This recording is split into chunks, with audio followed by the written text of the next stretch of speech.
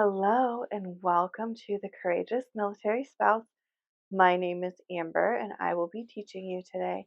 This video is part of my Yoga Basics series where I break down yoga poses and breath practices to help you figure out how to make these practices work for your body in your season of life. I created this series because I remember when I first started my yoga practice, I went to a class with my gym and felt very lost. I was like, I don't know what a warrior two is. And so I've been working to build a library of yoga poses where we talk about just one pose. So that way, if a teacher in a class calls out a pose and you're like, what is this? Then you have a video library that you can come to for guidance and clarification and variations, especially if you experienced it in a way where the pose didn't feel good in your body and you want to see if you can find a way to make that posture work for you. So today we're going to go over a restorative posture. So this posture is meant to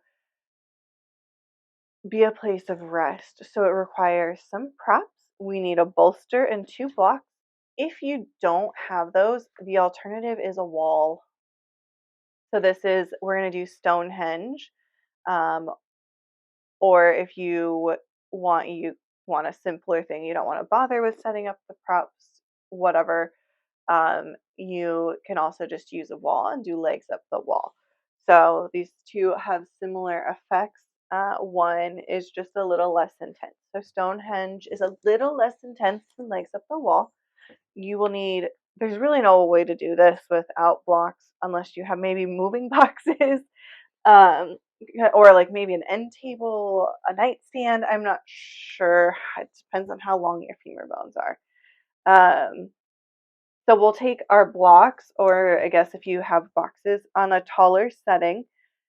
And then we're going to grab our bolster. If you don't have a bolster, you can use a bed pillow here. And you're going to lay your bolster over top your blocks. So your blocks are going to be parallel to each other on their tallest setting, bolster on top. Scooch